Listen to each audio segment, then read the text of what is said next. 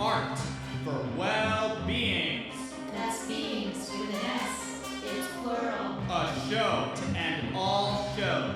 A time to watch, learn, listen. Hear, see, feel, be, do, have. Art, and more art. Visual art, human art. So, without further delay, let's give a warm welcome to our host, Local celebrity. Shirley Gitelson.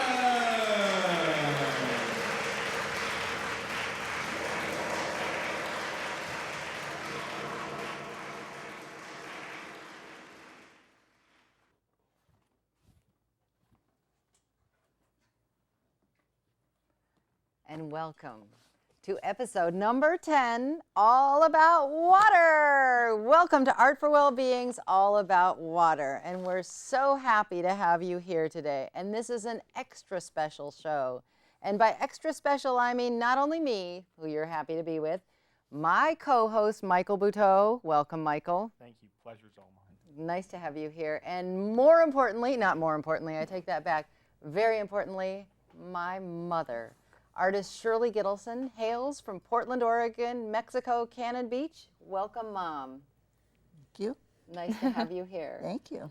And beyond important, beyond my mother, not beyond important, I take it back, but equally important, my daughter, Daisy Spoor. Welcome, Daisy. Thank you, Mom. It's nice to have you here. And the coolest thing about both Mom and Daisy, or not both Mom and Daisy, but the cool thing about Mom and Daisy is they are 70 years apart, exactly, or pretty precisely. And my mom's a painter and an artist, and we're going to meet her, and Daisy is a marvelous human being on her way to find out what kind of artist she is. Right, Daisy? Yep. So today we're going to talk about water. And what's so marvelous about water is that in the Tao Te Ching, it is rendered as both pliable, flexible, and strong. It will move and yield like the Tao. It will move to any obstruction around it, but it also has a force that's mightier than mighty. And Michael, can you tell us a two-center about water? Yeah, just quickly, I mean, it's all it is basically. It's really just hydrogen and oxygen. I mean, you got like two hydrogen atoms covalently bonded with the oxygen atoms, and then you get this basically what we call water. And it's just, it can be solid, liquid, or gas. It can be anything. That's pretty cool. So I got it. And Mom, what do you like about water? Well, I like to drink it, but I also like to live by it, be by it. I love to swim, and it feels good. I like a nice warm shower, too. So water's got a lot of uses, huh? You bet. And In how my about life. you, Daisy? What's your 2 cents on water? I don't know. I like to drink water too. I like 8 glasses a day. It's pretty nice. And swimming in water is fun, like pools. So water can be in so many forms. It can be in steam, and feel free to help me out. Ice. Rain. What was the rain? Okay. Vapor. Anything else? All right, you guys probably know, and those of you that are not watching, you probably know too. So now, welcome. And I'm excited to be here. We're at sea level. That was brought to me by Daisy. We're at the ground level. And next time we're going to be on the ground. We're talking about earth and dirt and trees next time. But right now, we're here. And we've got about 20 minutes to go. So we're going to talk really quickly. Behind me, we're going to talk about a painting. And the one right behind me is called A Plate of Waves. And what this painting is about is the idea that life hands you a platform with movement on it. And it's our job to both hold that, which water is remarkably unholdable. It'll slip right through your fingers. It'll go to the lowest point of gravity. But in this painting, I'm trying to articulate the idea that we're trying to grasp the ungraspable, and it's in constant motion. And that's what's cool about A Plate of Waves. And Michael, do you have anything that struck you about this painting? Yeah, it's almost like it's spinning, like you can see it slowly going out of control. You can kind of see the waves just kind of spreading, and it's like kind of a water, like a fountain almost. It's a bit fountain-like, maybe a little bit more. An outburst. Yeah, an outburst. Oh, that's cool. A burst of water. Thank you. Yeah.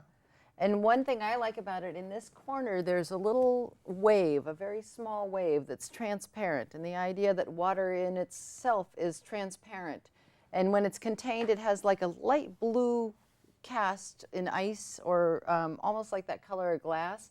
But when you see water, you can see through it. And in its liquid state, it's clear. And Daisy, was there something that you thought of this painting? I really like the colors, and they're really bright.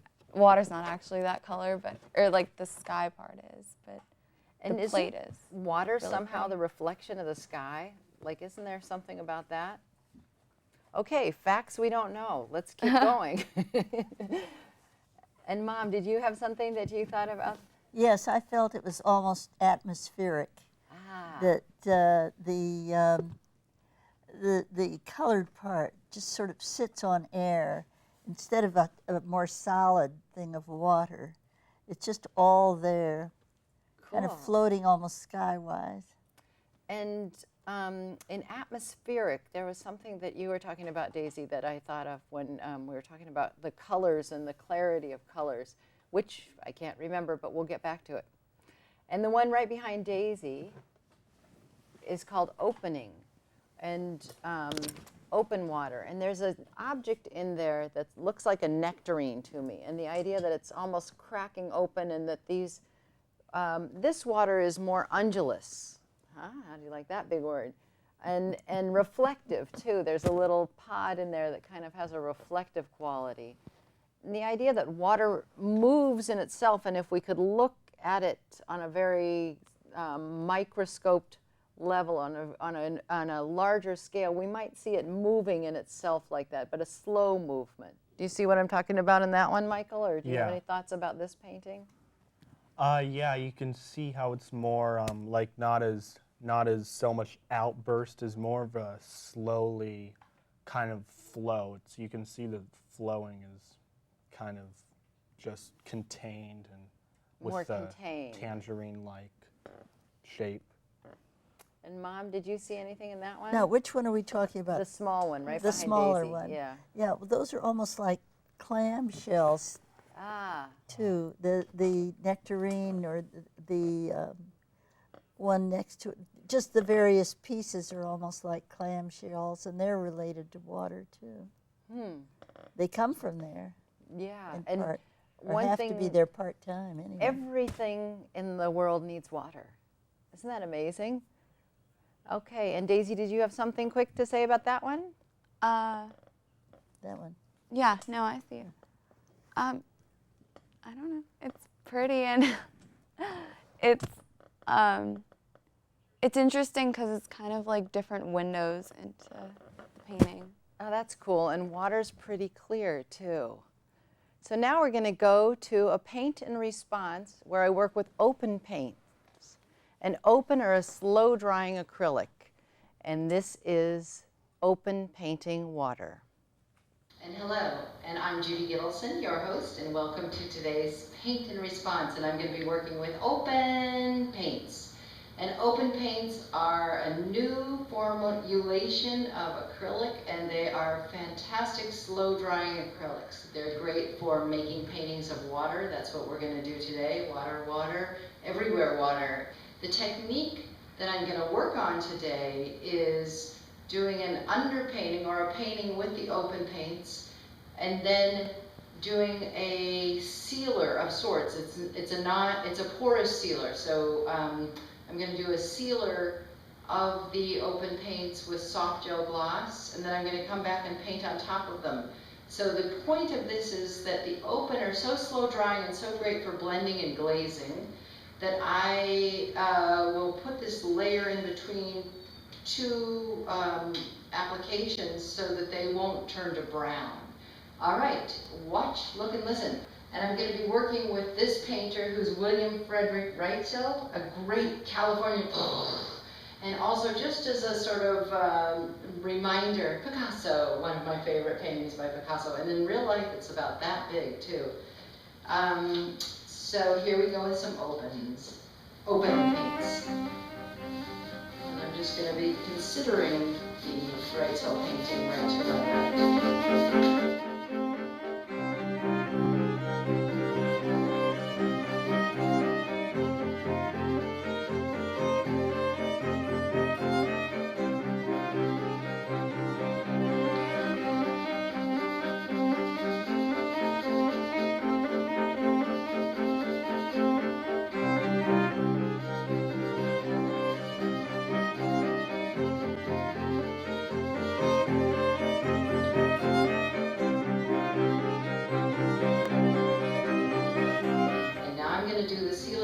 Soft gel gloss.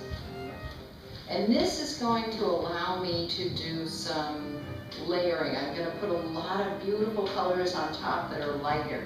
And it'll be a not mixing in with these paints that I put on here, okay?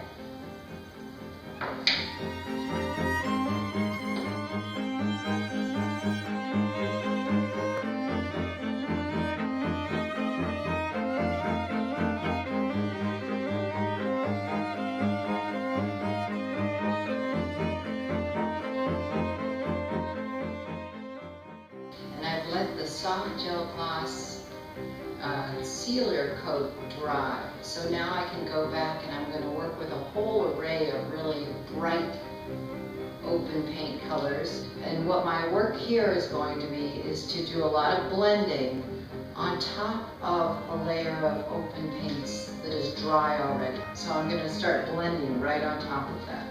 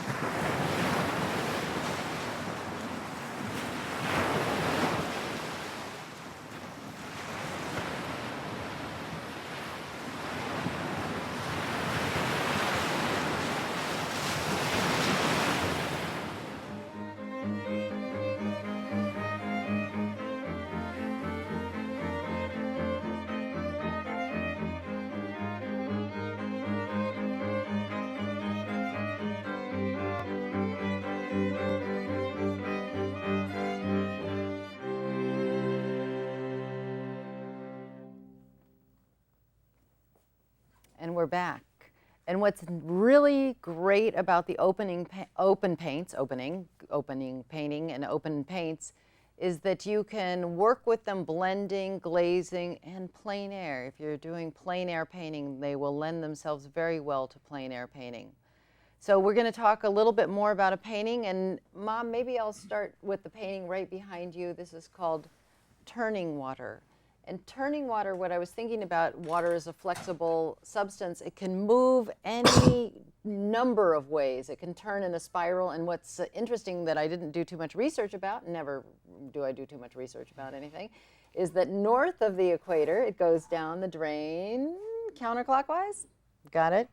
And south of the equator, it goes down the other way. And I may have made that up, but we'll go with it. Do I have it reversed? No. I think you're right. You think I'm right? Okay, not my sure. mother Really thinks watch I'm the right. toilet. Well, if your mother thinks you're right, you're right. Proof. So what were you saying, Daisy? Nothing. Okay, so the painting behind Daisy and Mom is about the idea of water moving. And it started sort of as a nest in rotation and spinning out and ejecting water. And then within a droplet of water, there are lots of drops of water. Daisy, do you want to tell me something you see in that painting? It kind of shows a bunch of like different beings, I guess. Like I see a slug and a snake and a nest, and it kind of like shows what lives around water. Oh, that's cool. And what's so neat about painting is that you can interpret it a number of ways, and so you can see it as some habitats or something. And Mom, do you see something in that painting? That Well, I enjoy the rings, the never-ending circle.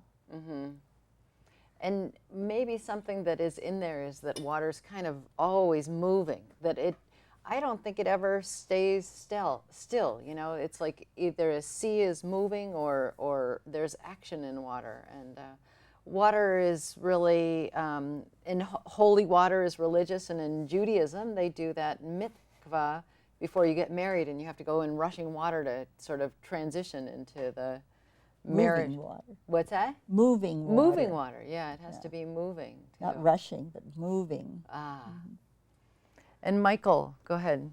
Yeah, so I was just going to talk, I mean, how it looks like the path of a raindrop. You can kind of see those spiral type, the snake-like things kind of remind me of like a drain pipe, or just like, you know, water going down a sink. You can kind of see it just traveling. There's this web of pipes, and it's all crazy. And water covers 70.9% of the earth, right? Wow. Yeah.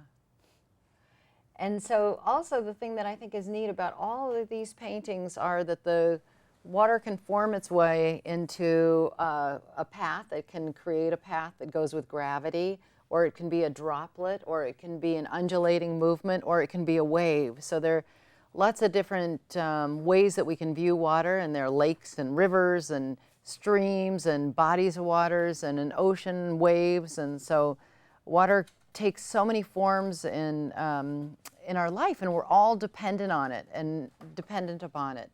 And that 70% of the earth is water, and I think that the human body is like 80 or 90? 98%, I think. Is it You really? can only go 3 days without water. Yeah. And you can only go 3 days without water, too. That's pretty impressive. And Mom, do you have a little factoid you want to? No. Okay, very good. All right, so now, speaking of no, we're going to go to your interview by Audrey Daniel, and this is a marvelous piece. And Mom is a painter and has been painting for how many years, do you think? Right after you were born, I started. So 54 good years. Yep. All right, well, let's see Mom.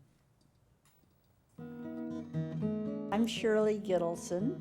I'm from Portland, Oregon. I started painting and drawing, especially drawing, and using Crayolas and just things of that sort when I was very young. My brother Paul, who is 2 years older than I, also did a lot of drawing, and the two of us just kind of played around. Paul was very, very good. He was really, well, in part he was 2 years older. He was stronger. His work was stronger. He went on and decided to become an artist. Well, I just didn't think there was room for me, so that was that. So I had children, 3 children. And when the youngest was born, Judy, I decided to take some more painting classes. And one of my teachers, Jack McClarty, said, what you should do, what each of you should do is paint, not just here, but go out and do it on your own. My interests also included some landscapes. The children were home at the time, so I began painting them and using them as models. I did some powerful portraits, even of them, and some really just kind of fun portraits of them. I loved to go out and do the countryside and sit in the back of the station wagon. I had an old Ford. I painted from inside of the car usually, because we have a lot of rain around here. That same teacher said I was a born impressionist. And maybe I was, maybe I still am. Rather than, well, I think my work got to be expressionistic somewhat, but I've always been interested in an image.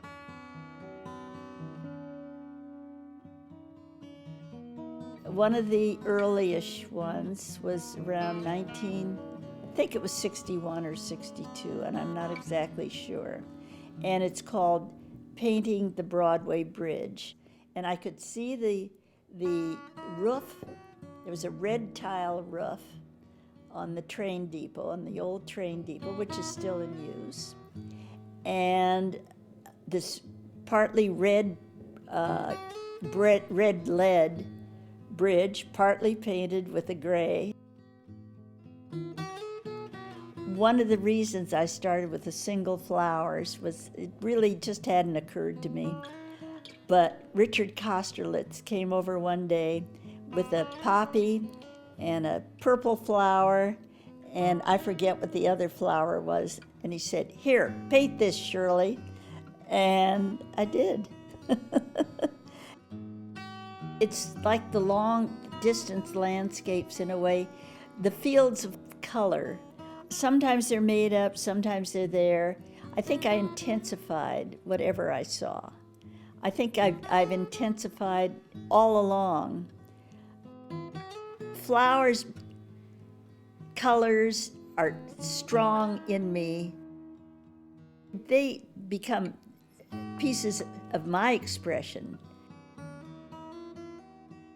The use of red. I love red. And it is a little more exciting. What do I feel when I paint? I think probably the more successful times, there's almost a euphoria. I think I am a worshiper of nature and love it. It was in May, and the roses were just coming in. I thought, gee, this would be nice to have a dark background.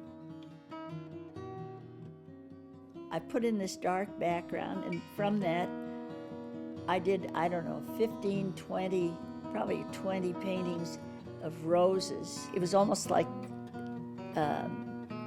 night painting, but it wasn't night painting. It was just the dark background. My work, that it's a combination of abstract and impressionistic and expressionistic too. When I first started in Mexico, which was over 20 years ago,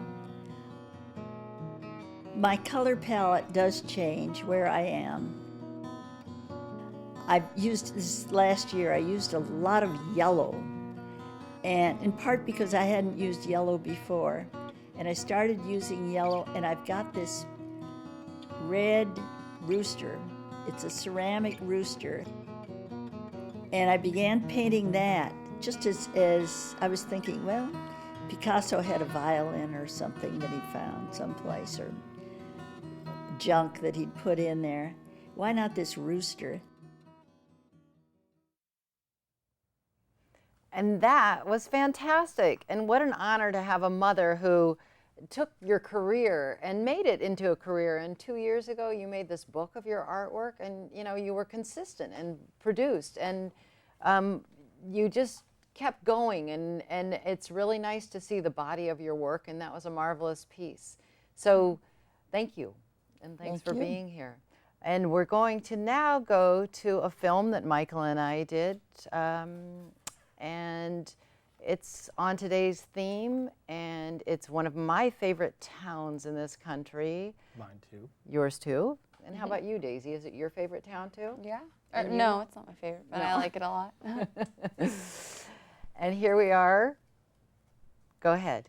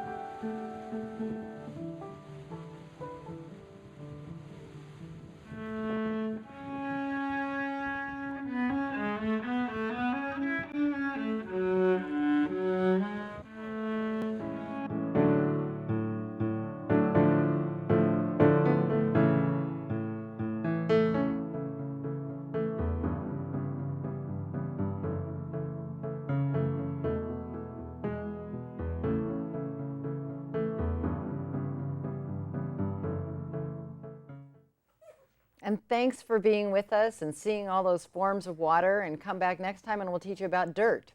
Okay, adios, bye-bye. Adios.